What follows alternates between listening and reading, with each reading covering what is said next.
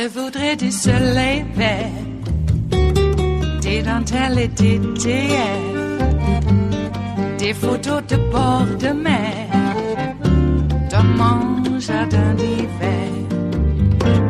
Je voudrais de la lumière, comme en Nouvelle-Angleterre. Je veux changer d'atmosphère, dans mon jardin d'hiver. Ma fleur sous la pluie de novembre, tes mains qui courent, je n'en peux plus de t'attendre. Les années passent, qu'il est loin, là je tombe. Nul ne peut nous entendre. Je voudrais du Fred Astaire, revoir un latte. Expecting this announcement today about the Flores settlement. That is what this administration has talked so much about, because that's why they say, that's one of the reasons, along with deterrence, that they claim they had to separate families. If you do away with the Flores settlement, children can be kept in detention indefinitely. So what will this change at the border?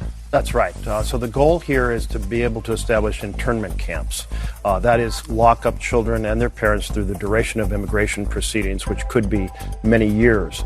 This has already been known to be deeply traumatic to children, and it is a terrible idea.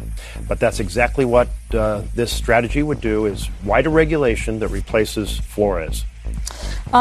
Didn't Congress give the Trump administration more money to hire more judges to speed up this whole process? Yes, they did. Absolutely.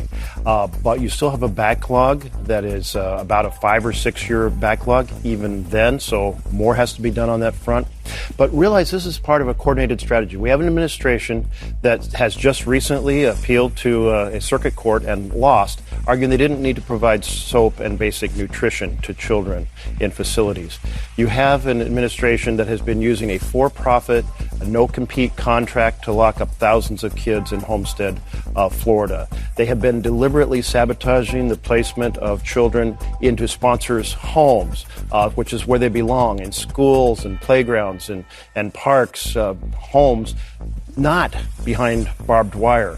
So the strategy, all of this flows from if we traumatize children, we will deter immigration. This basic strategy hurt children as a political strategy. It is an evil and dark approach, and it reverberates one moment after another, and we see it again here. Here's the part that I don't understand. I mean, the detention centers are overrun. They're overcrowded. We've all seen it with our own eyes. The administration has talked about how much of a challenge it is for them. So if you do away with the Flores settlement, then the detention centers get more crowded. They will be establishing large internment camps all over America. And what are we to make of that? I mean, what will that change in terms of what's happening at the border and what that means for the U.S.? Well, realize that the alternative to the internment camps is case management program. This is a program that said immigrant families, as they await adjudication of their asylum treatment, they will be placed into a case management program that will be in close contact with them. They will show up at their hearings. So the Inspector General of the Trump administration, twice they have reported on this and found that 99+% of families show up at their hearings. The administration eliminated this program a year ago, June, because it was working. And what they want is an excuse to lock children up rather than have them in an appropriate setting as we await asylum hearings. Look, you've been sounding this alarm for at least 14 months. That's, I think, when you first went to the border to see what was happening in these detention centers. That's what prompted you to write this new book. I mean, in it, I think your case is that the Trump administration is deliberately mistreating migrant children, as you just said this morning. But what's your evidence that they're deliberately inflicting pain? Well, it started right in just 13 days after Trump came into power. One of his administration officials laid out the case. If this was the strategy, if you basically separate children from their parents, inflict this disturbance both on the adults and the children, you'll discourage immigration. John Kelly came out a month later and said the same thing. A month after that, they launched a pilot program in California. They kept this then more or less quiet until Jeff Sessions' zero tolerance proposal or speech in May of last year. And at that point, it was 6 months out, and they said, we really want to amplify this now publicly as an election strategy. Make it sound tough on crime. Make immigration something to drive a fear factor in American politics. At every stage, they come back to arguing, treat immigrants like this after dehumanizing them, and use it as a political strategy to deter immigration and also accentuate support on the Republican Party. On the side of the Trump administration, I think what they would say is that they're dealing with an unprecedented crisis. The number of families detained has gone up 290% this fiscal year over the same time frame last year. So what's the solution to keep families from coming here? Well, realize the total number of refugees coming to the border is actually much lower than it was many years ago. We hit a case of some 200,000 per month in the... Yeah, so they're still overwhelmed. I mean, they're still overwhelmed with this current number. But not now. Because those numbers have dropped off dramatically in the last few months. We have thousands of vacancies in small state licensed facilities across the country right now.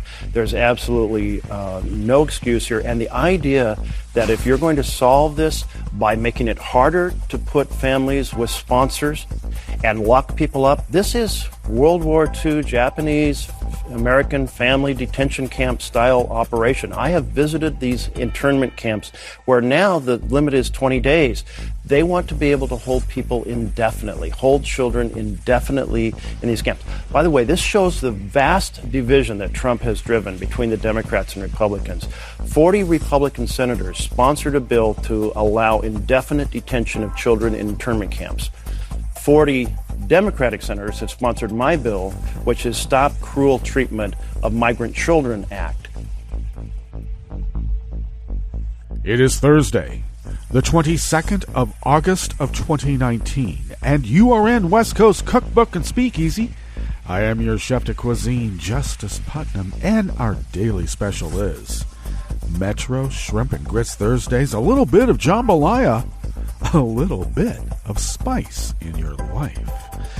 Well, I'll tell you what needs to be spiced up, and that's more news about, these detention camps, internment camps, icebox baby gulags, or as my Senator Jeff Merkley of Oregon called it, a World War II Japanese-American family detention camp style operation.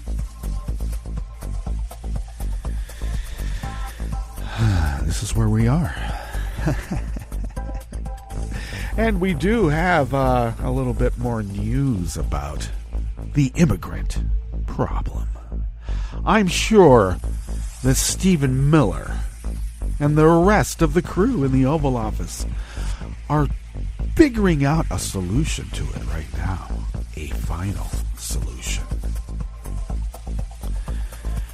I know we can't call them Nazi concentration type camps because they're not death camps. And I would retort, really? Are you sure? You know, by omission, you can still be a murderous genocidal maniac. When this is all said and done, I swear to God, we're going to need some Alley-Weissels. We need to track down these people like Stephen Miller. You know Stephen Miller's heading off to Argentina or somewhere, hiding out in the jungle in some compound. You know exactly that will be the case. And he won't be the only one either. Oh, gosh. And now we have Herr Führer claiming to be the chosen one. I know the right wing is saying, no, he just meant that he was like chosen to take on the Chinese in a trade war. And he was like, no, he looked up at the sky after Wayne Root had written him a love letter saying, you're the king of Israel.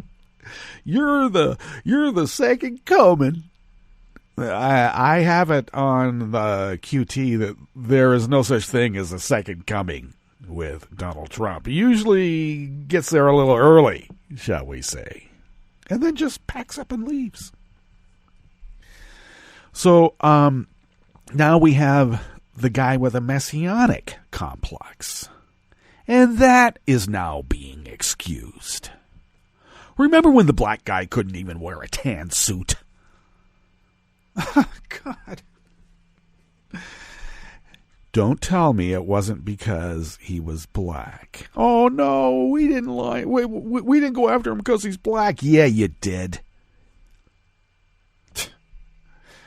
Not only was he considered a liberal Democrat, but he was black. Okay. And oh boy, are people getting all upset about 1619. Oh, you finally get to learn about a U.S. American history that a lot of us got when they taught civics. You know, there is a whole supporting treasure trove of documents leading up to the signing of the Constitution. It didn't come out of thin air. Oh, let's sit down and just draft this Constitution and then sign off on it. It took decades. And there's a lot of writing to draw from to determine the temperament, the raison d'etre of why, how, what, and when. But people love the feel-good stories like Washington never told a lie. He chopped down a cherry tree and admitted it.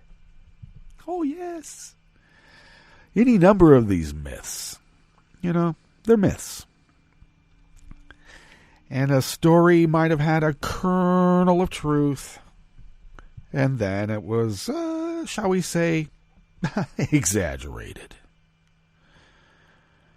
To fit a theme.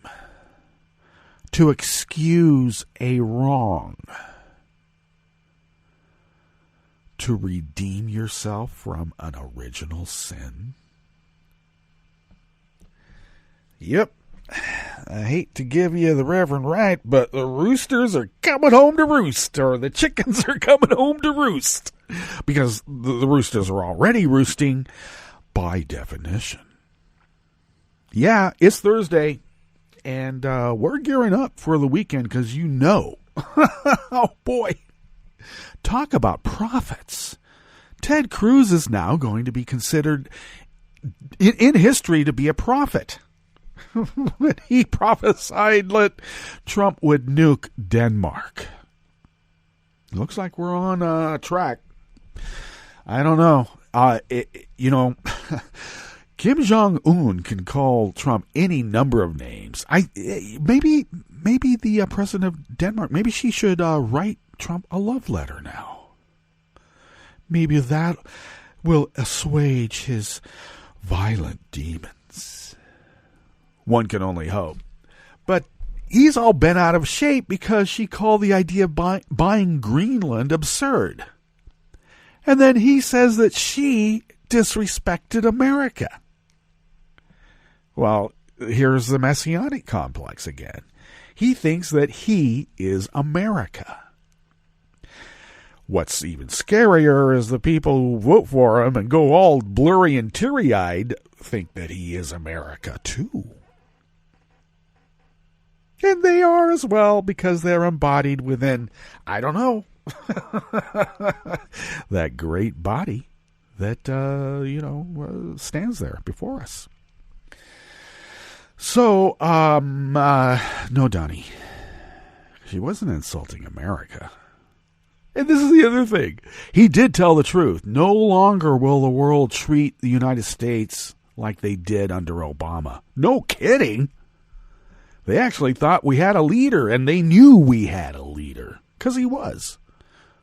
And he will go down in the annals of history as being one of the best presidents we've ever had, because of all the powers arrayed against him. How many times did he reach his hand out and they slapped him in the face? How many?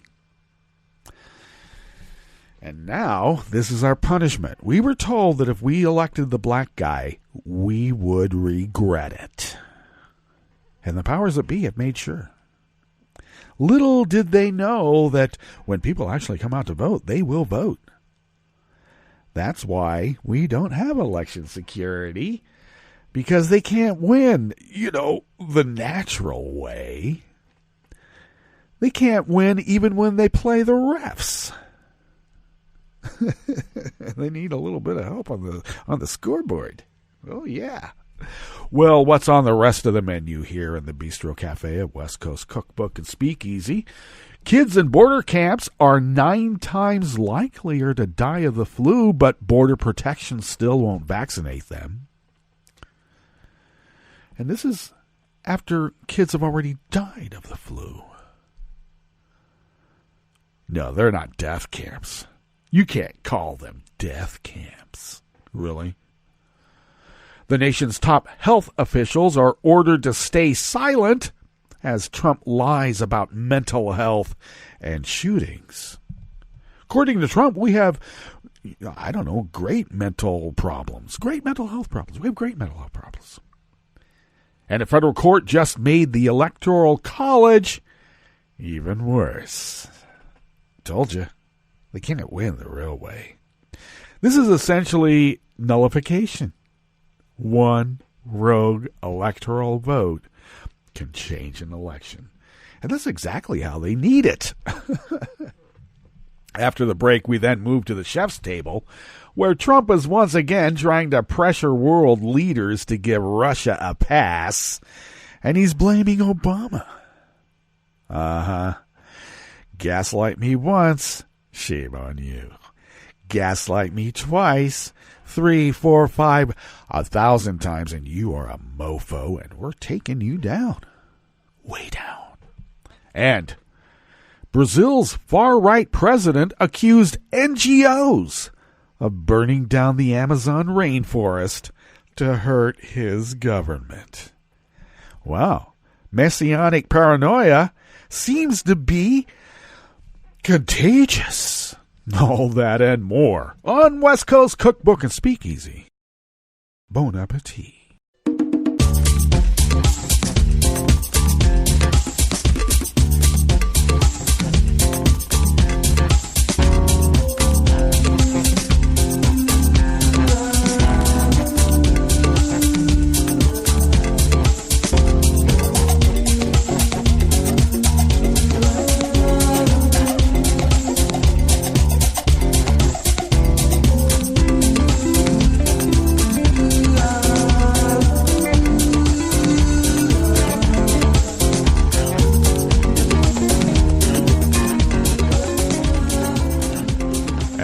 Bottom of our homepage at netrootsradio.com. You will notice that right there by the social media scroll is our chat room link, monitored by Kelly Lincoln. Thank you, Kelly.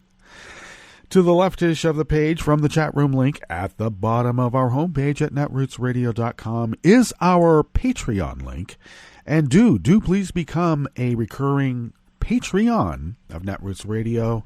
We are able to stretch dollars beyond compare after doing it for 8+ years, 24/7, 365 resistance broadcasting. Because of your generosity, we would be unable to do this without you.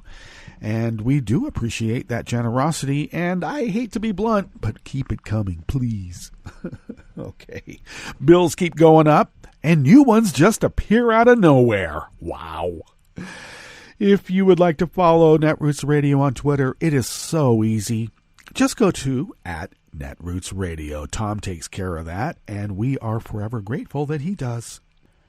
I take care of @Justice Putnam, and I also post the show notes and links diary on Daily Codes about 10 minutes before showtime, and those show notes and links are an integral part to this multimedia operation. We're way past the overhead projector. All right. Do people even remember that? Do people even know? Okay. And if you would like to follow the show, do so at Cookbook West and pick up podcasts by way of Spreaker, Stitcher, TuneIn, iHeart, YouTube, iTunes, and wherever fine podcasts can be found mixed in with all the rest of us. Okay, before I get into the humorous news read about kids dying from the flu, I just wanted to mention that it is so hard losing a child at any time in their life. It is so hard, whether they be an adult, like my son, or these babies dying in these icebox baby gulags of the flu. I have never been able to harden a shell around myself enough to be unaffected by innocence dying. I worked in hospital settings. I was, qualified ER orderly, and, I could do some things in the medical realm, like set broken bones out in the field, field dressings, any number of those types of things. But I couldn't work in ER for very long because of all the tragedy that came in. I just couldn't do it. It was hard. Every person was a person, and there's so many of them. And I'm not talking just about accidents and all that. I'm talking about like gunshots. Not car accidents or, falling out of a tree. Any number of those, yes, and you feel for them. But I'm talking about like gunshot victims and victims of violence. And I will say there were some car crash victims that were pretty tragic too. So let's just be clear. I didn't have the constitution to keep up with it as a profession. My sister is a saint. She worked in pediatric oncology as a nurse for 20 plus years. Now she teaches respiratory therapy and a few other things about in the breathing world. Good for her. She's an angel. She was able to handle it. I asked her one time, how are you able to handle it? And she just said, I have each of these children, and when they die, I say a prayer, but then I have really a lot more that I need to take care of also. It's not as if she just is calloused about it. She cries. So I'm having a hard time dealing with all of these innocents dying around me. And it reminds me of my son at various stages in his life. It's hard. I can get through the day, but I will confess, I may seem jocular and removed and all of that. But that's only in a moment. Because it's really hard not to think about the loss of my son.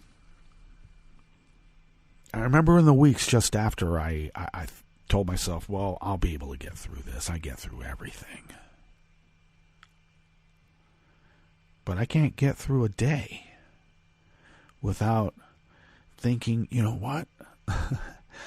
We talked about everything, but there's still more. So let's not kill children anymore. Let's not use these icebox baby gulags to make a political point of cruelty. And my God, can we maybe get rid of a few of these military-grade weapons roaming the streets in the hands of people who shoot them? That would be nice now, wouldn't it? All right, well, we better get in with the actual curated aspects of the show, because we do have a curated show here today. This first offering is by Alan Pike, out of Think Progress. More than 24 immigrants, including children, have died in U.S. government custody since Donald Trump took office. Just don't call them death camps. In this reporter's opinion, by the way, back to Alan. The judicial branch has had to force Trump's administration to provide basic hygiene tools like toothpaste. Toothpaste. The Trump administration went in and argued that human rights does not include toothpaste. Now, His immigration officials are saying they will not act to prevent influenza from spreading in their cramped, overcrowded immigration jails at the U.S.-Mexico border. Flu played a role in at least 3 of the roughly 30 known migrant deaths in custody confirmed since January of 2017. Vaccines are cheap, and the highly controlled nature of incarcerated populations makes it relatively easy to reach the high inoculation rates that can radically reduce the reach of the illness in any given season. Still, Customs and Border Protection said it will not bother issuing the shots due to the short-term nature of border protection holding and the complexities of operating vaccination programs. BS, in this reporter's opinion. That is BS. In early August, Representatives Rosa DeLauro, Democrat of Connecticut, and Lucille Roybal Allard, Democrat of California, pressed Trump cabinet officials to lay out plans for migrant detention center health policies ahead of flu season. The 2 lawmakers forwarded a detailed series of questions and best practices recommendations for managing infectious disease risks among the detained migrant population. The agencies have not responded to the letter because they want more kids to die. Do not call them death camps. The epidemiologist's letter identifies 3 kids who have died in custody of flu complications since December of 2018. Coincidentally, the month that my son passed away. Hard not to think about it. An 8-year-old boy named Philippe, a 2-year-old named Wilmer, and a 16-year-old named Carlos. The government's migrant detention system appears to be exhibiting a dramatically higher flu death rate for children than the country as a whole. And I would interject that is also a feature, not a bug. No pun intended. The border camps Border Protection operates are only one element of the broader migrant detention dragnet Trump's team has expanded, but there's little reason to think these things are any better at the ICE facilities to which many migrants are eventually transferred. Border Protection won't inoculate them because they're just going to an ICE facility anyway. They can do it there. Privately run immigration jails that contract with ICE have repeatedly quarantined hundreds of thousands of detainees to limit outbreaks of other infectious diseases like mumps.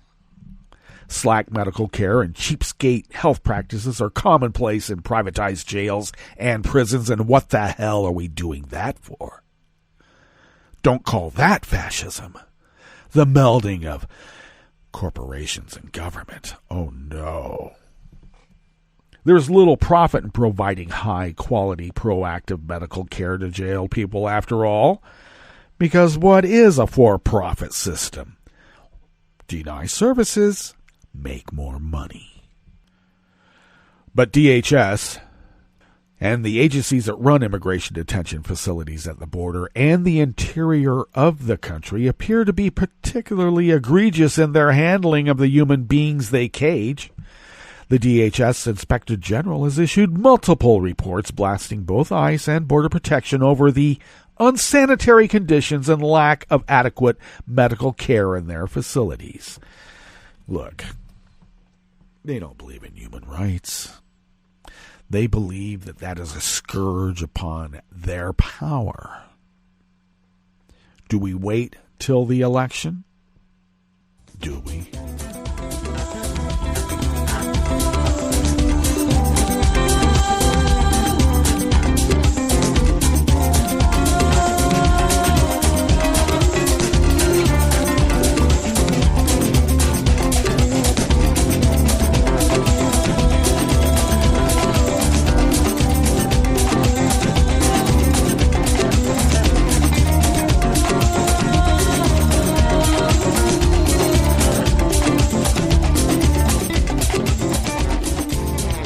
And Cy Martin of Share Blue Media brings us this next offering here in the Bistro Cafe of West Coast Cookbook and Speakeasy, Metro Shrimp and Grits Thursdays. You know, if Trump is such a snowflake that the leader of Denmark calling the buying of Greenland absurd, the term absurd is what triggered Donnie 2 Scoops.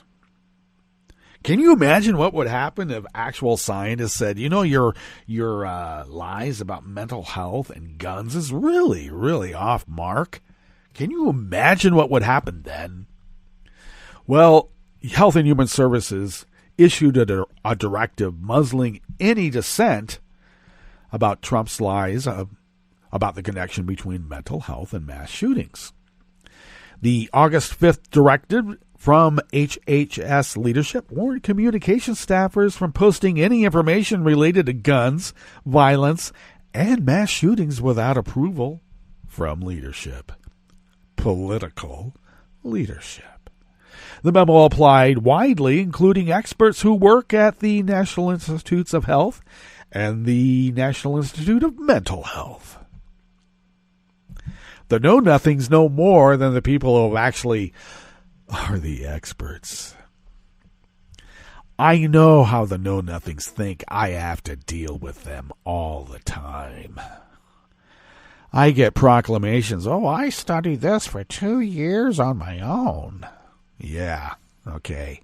So I guess I'll just have to believe you over the person who's been working in the field for 30. Because obviously the person who's been working in the field and how many years it took them to become educated and accredited enough to be able to get to their position, they have just simply been brainwashed by the deep state. This is what we're up against. And also, it helps commerce. Because as long as you have mass shootings, people are going to go out and buy those guns that were in those mass shootings. It's almost like a selling device. It's almost as if the industry hopes for more mass shootings. No wonder they don't want science to talk about it.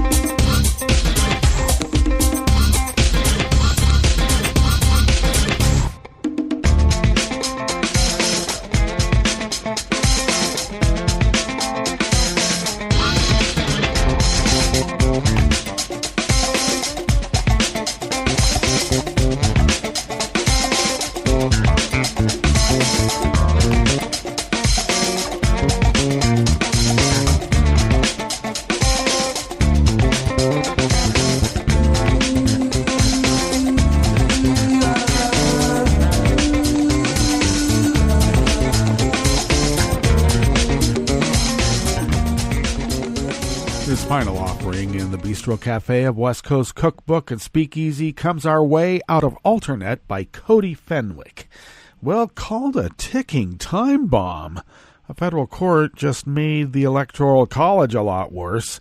The 10th U.S. Circuit of Appeal in Denver handed down a ruling in a largely unwashed case that could have massive consequences for American democracy. The 3-judge panel ruled that electors in the Electoral College cannot be bound by states to cast their votes for president to the candidate who won their state. That means that if, say, the 2020 election results is a 269 to 269 Electoral College tie, a real if small possibility, a single rogue electoral could swing control of the White House from one party to the other.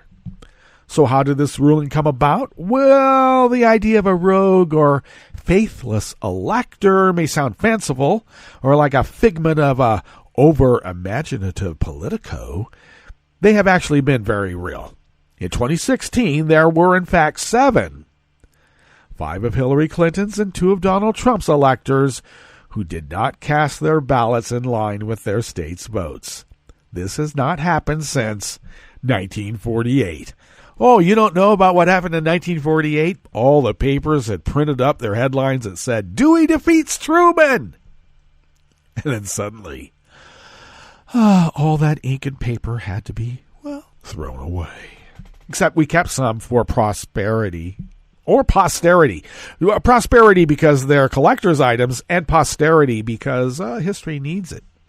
Michael Baca, a Colorado elector for the Democratic Party, was removed by the Secretary of State when he refused to vote for Clinton. He voted for Republican Ohio Governor John Kasich instead, and in a 2-1 decision, the court found Tuesday that Colorado lacked the authority to remove Baca. While states have been found to have the authority to require electors to pledge to support their party's candidate, Colorado overstepped its bounds in the case, according to the ruling. The state's power to appoint electors does not include the power to remove them or nullify their votes, the judges found. This issue could be a ticking time bomb in our divided politics, Mark Murray, NBC News senior political editor, said. It's not hard to imagine how a single, faithless elector voting differently than his or her state did could swing a close presidential election. Were a faithless elector ever to actually come close to having a decisive influence in a presidential election, all hell could break loose.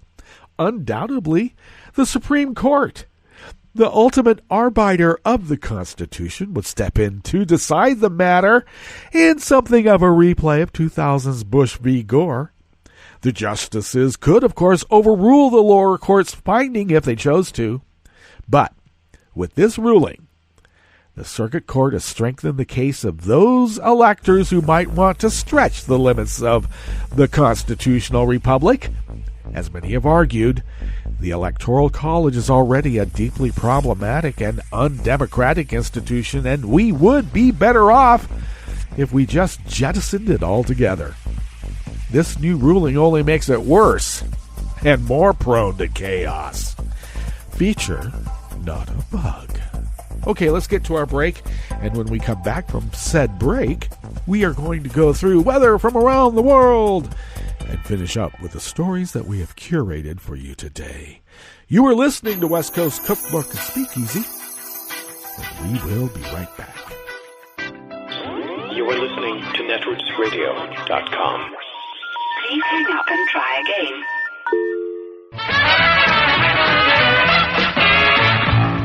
From a point at sea to the circles of your mind, a new force is at work for planetary transformation. New radio for a new Earth.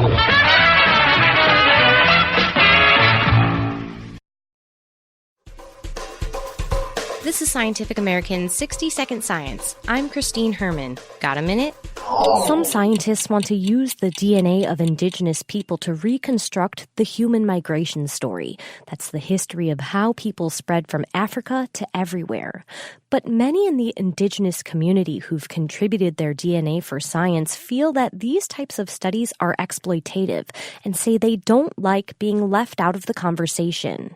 There's a long history about anthropologists and scientists going to indigenous communities, getting what they need, leaving, and never coming back. University of Illinois anthropologist Ripon Molly. I learned early on that that was the norm in science and anthropology up until recently. To help change that system, in 2011, Molly launched a program that provides hands-on genomics training to Native American and other indigenous scientists and lay people. It's called SING, Summer Internship for Indigenous People in Genomics. We discuss all week about genomics and how it can be used as a tool and how it may fit or not fit with indigenous ideas and knowledge.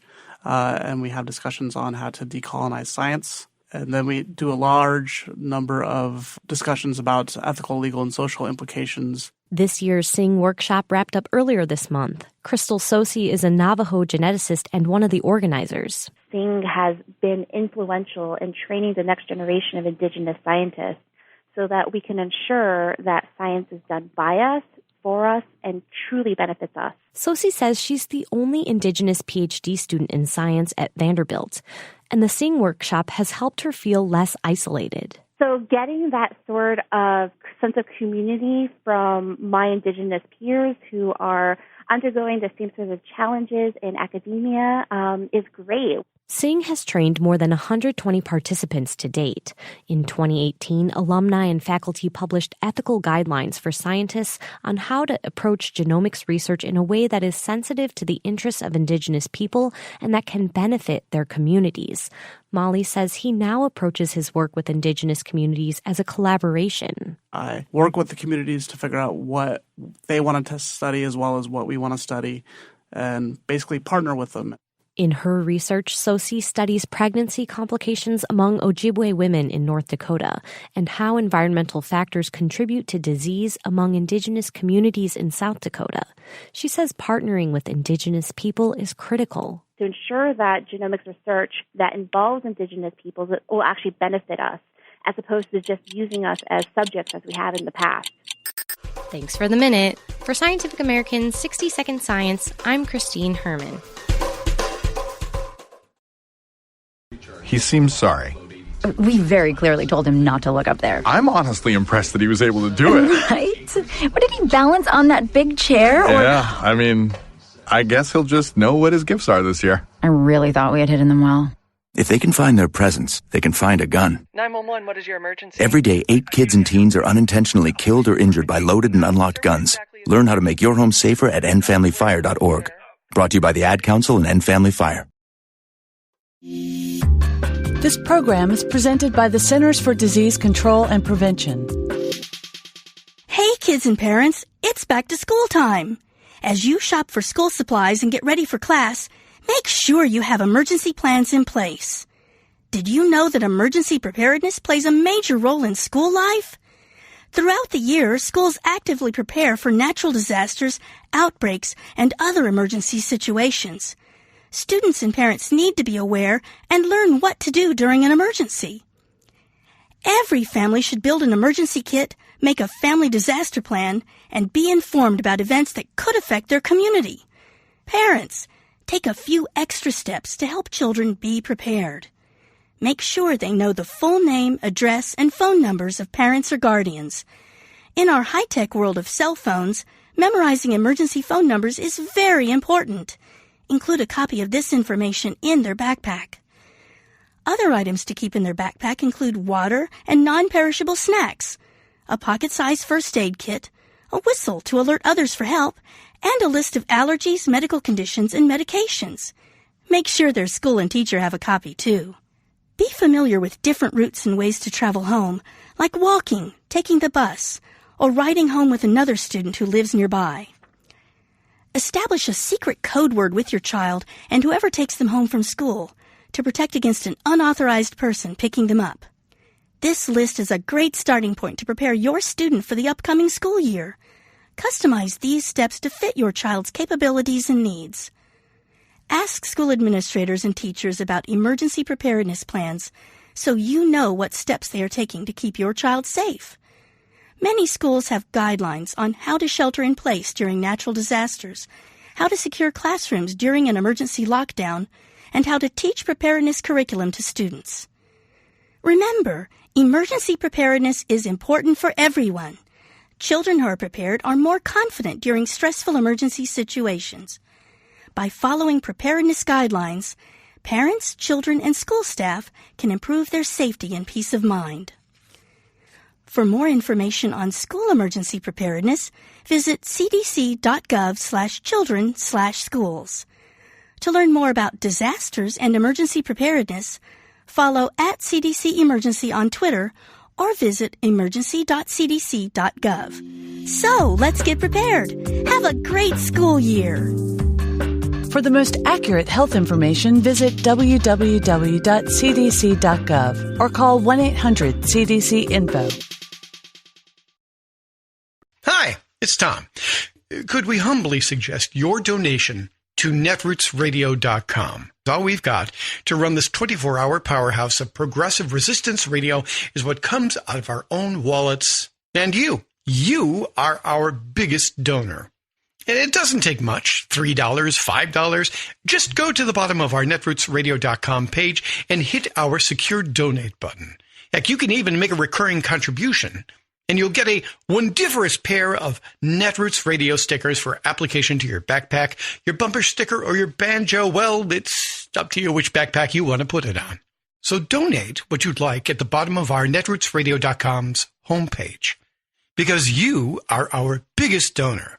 netrootsradio.com. Together, we are Resistance Radio.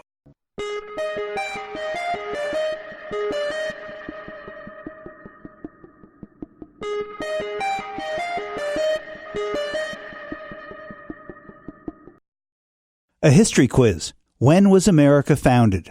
I'm Bill Newman, and this is the Civil Liberties Minute. How about 1787, when the founders signed the Constitution? Or 1789, when the new government began? Or 1776, when the colonies declared their independence from Great Britain? Or 1620, when the Pilgrims landed? But an answer front and center in the New York Times major reporting initiative called the 1619 Project is that the country's birth date could and should well be August 1619, when a ship arrived in the colony of Virginia bearing a cargo of 20 to 30 enslaved Africans, quote, an arrival that inaugurated a barbaric system of chattel slavery that would last for the next 250 years. The 1619 Project illuminates how so much of America today has its origins in slavery. From our industrial power and economic might to our electoral system and our legal system and health and music and violence and income inequality, for example. The ending of the introduction to the 1619 Project says, quote, American history cannot be told truthfully without a clear vision of how inhuman and immoral the treatment of black Americans has been. By acknowledging this shameful history, by trying hard to understand its powerful influence on the present, perhaps we can prepare ourselves for a more just future. The Civil Liberties Minute is made possible by the ACLU because freedom can't protect itself. I'm Rick Smith, and this is Labor History in 2. On this day in labor history, the year was 1945. That was the day 5 women working for United Airlines formed the first union for airline stewardesses. Those women were Ada Brown, Frances Hall, Edith Lauterbach, Sally Tometz, and Sally Watt. They called their new organization the Airline Stewardesses Association. The women elected Ada Brown as their first president. Stewardesses faced many workplace challenges. Ada Brown explained, "We had no rights. Let's put it that way. We were at the mercy of the company. Flight attendants were not permitted to marry. They had to meet strict height, weight, and appearance standards. Many times they had to put up with being referred to as girls while working long hours for low pay. They were expected to retire or take a job on the ground by the age of 32. The 5 women who organized the new union wanted to improve the conditions under which they worked. Within months, they had signed up 75% of their co-workers at United. The stewardesses at United had not received a pay increase for 15 years. The new union won a raise in starting wages from $125 to $155 a month. They also were able to establish a grievance procedure. Yet, it was not until the passage of the Civil Rights Act in 1964 that the women had the ability to address some of the more sexist workplace requirements. Today, the union goes by the name Association of Flight Attendants. It represents nearly 60,000 workers at 18 airlines. Each year, the AFA gives the Ada Brown Greenfield Lifetime Achievement Award in recognition of women and men who have made a difference for their union. Labor History in 2 brought to you by the Illinois Labor History Society and The Rick Smith Show. For more information, go to laborhistoryin2.com, like us on Facebook, and follow us on the Twitters at Labor History in 2.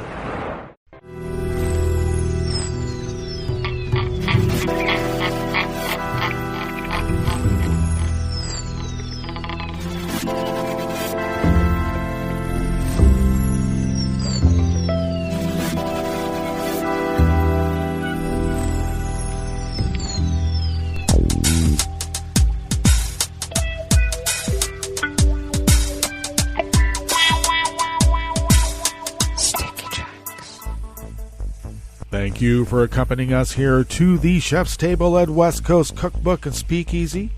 Metro Shrimp and Grits Thursdays, a little bit of jambalaya, a little bit of spice in your life. We always begin weather from around the world along the banks of the Rogue River in the Rogue River Valley of Southern Oregon on the west coast of the continental United States of America, where it is currently 64 degrees Fahrenheit, expecting a high of, we're going to be much warmer than we were yesterday. We're expecting a high of about 80. We were really only about 68 to 70 yesterday, and we had a nice rain throughout the day. Not very heavy, I would say mostly light, though steady, and that means all the gardens had a fair watering indeed. Well, we're going to be mostly cloudy today, and overnight lows will be in the, looks like the low 60s. Mix of clouds and sun today. High of, 80 to 83. Winds will be out of the north at 5 to 10 miles per hour. They're currently out of the west, light and variable. And we'll shift tonight out of the northwest, continuing at 5 to 10 miles per hour, as well as in tomorrow. And should be clear skies tonight. Mostly sunny tomorrow with a few afternoon clouds. Grass pollen is low. The air quality index has gone up, though still in the good range. It's now 44 parts per million. And that daytime UV index remains high at 7. Locally, barometric pressure is holding steady at 30 inches. Visibility is down to 6 miles. And relative humidity is at 92%. Weather from around the world is brought to you by people's personal weather stations that they purchased. These people planted these purchased personal weather stations somewhere on their property, and these people positively live around the world. London is 75 and partly cloudy. Paris is 82 and sunny. Rome is 92 and fair, though they do have a heat advisory that may impact the electrical grid. Kiev is 73 and fair.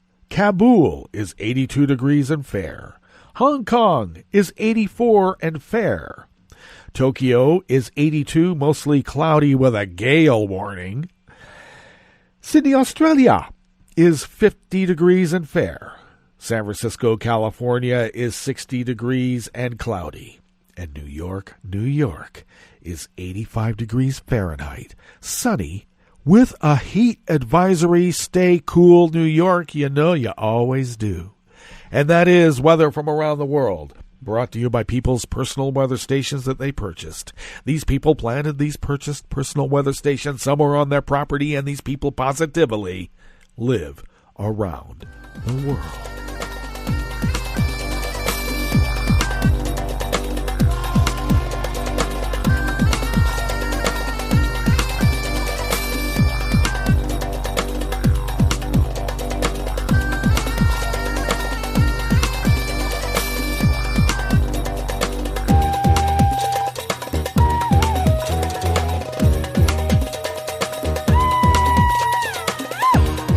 Oliver Willis of Share Blue Media brings us this first amuse-bouche here at the chef's table at West Coast Cookbook and Speakeasy. Well, Trump keeps lying about Obama to defend Vlad. I wonder why that is. Trump has spent the last year unsuccessfully trying to convince world leaders to readmit Russia to the group of 7 world leaders known as the G7 by lying about President Barack Obama. I guess President Obama, because Putin outsmarted him, though it wasn't a good thing to have Russia in the G7, Trump claimed on Wednesday. So he wanted Russia out, but I think it's much more appropriate to have Russia in. Well, that's just not what happened. Russia illegally annexed Crimea from Ukraine in 2014, a move by Vlad that was widely criticized by international leaders.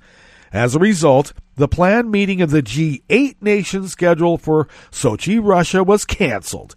Russia was expelled from the group, and the remaining nations met in Brussels later that year. Michael McFaul, who served as U.S. ambassador to Russia from 2012 to 2014, rebuked Trump's version of events. Putin did not outsmart Obama or Merkel or anyone else in the G7, he wrote on Tuesday. Putin annexed Crimea and intervened in eastern Ukraine, and that's why the other G7 democracies kicked him out. Well, last June, Trump attacked America's allies for excluding Russia from the meeting. Russia should be in the meeting. Why are we having a meeting without Russia being in the meeting? A week later, he blamed Obama for the Crimean annexation, insisting it was Obama's fault that Putin invaded Crimea because Putin didn't respect President Obama. As Trump was pressing his case last year, other G7 leaders reaffirmed their support for Russia's exclusion. Now, as world leaders prepare for their annual meeting next week, Trump is back at it, trying to get Russia back into the meeting and saying it's Obama's fault that the hostile nation was excluded in the first place. U.S. intelligence agencies, along with the Senate Intel Committee, have repeatedly confirmed that Russia intervened in the 2016 presidential election in an attempt to help Trump win.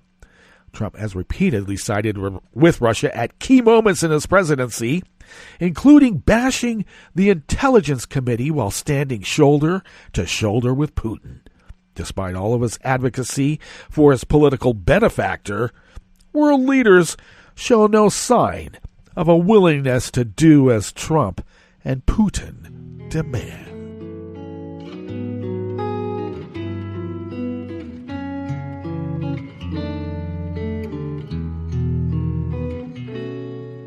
Je te donne ce mon amour pour la vie entière.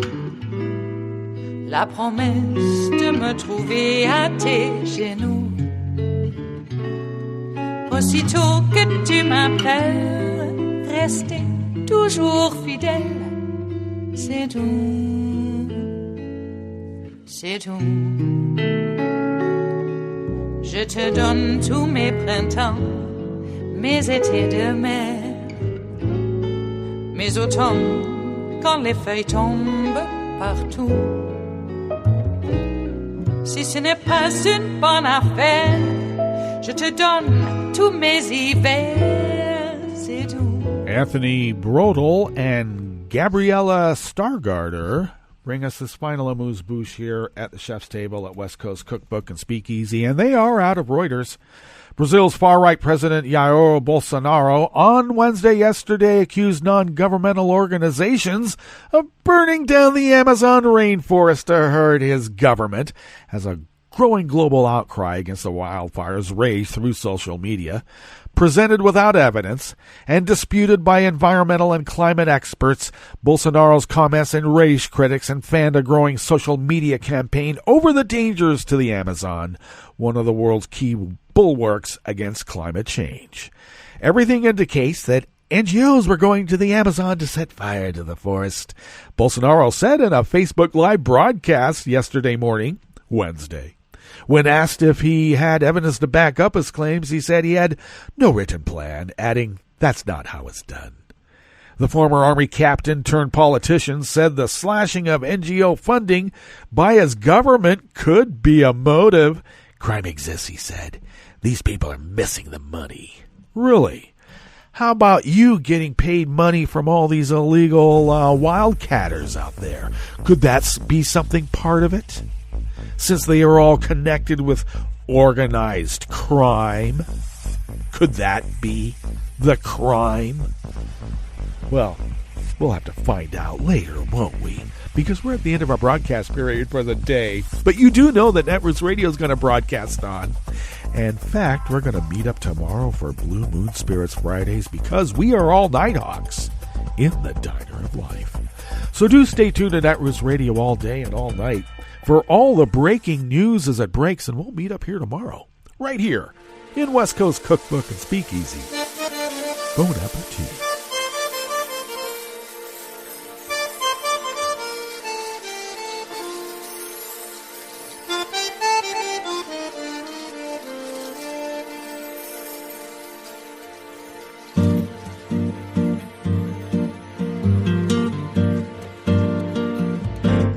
Je voudrais du soleil vert, des dentelles et des théâtres, des photos de bord de mer, dans mon jardin d'hiver.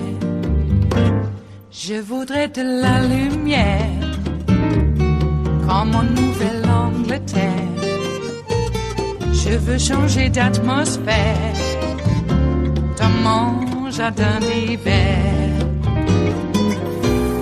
Ma robe à fleurs sous la pluie de novembre.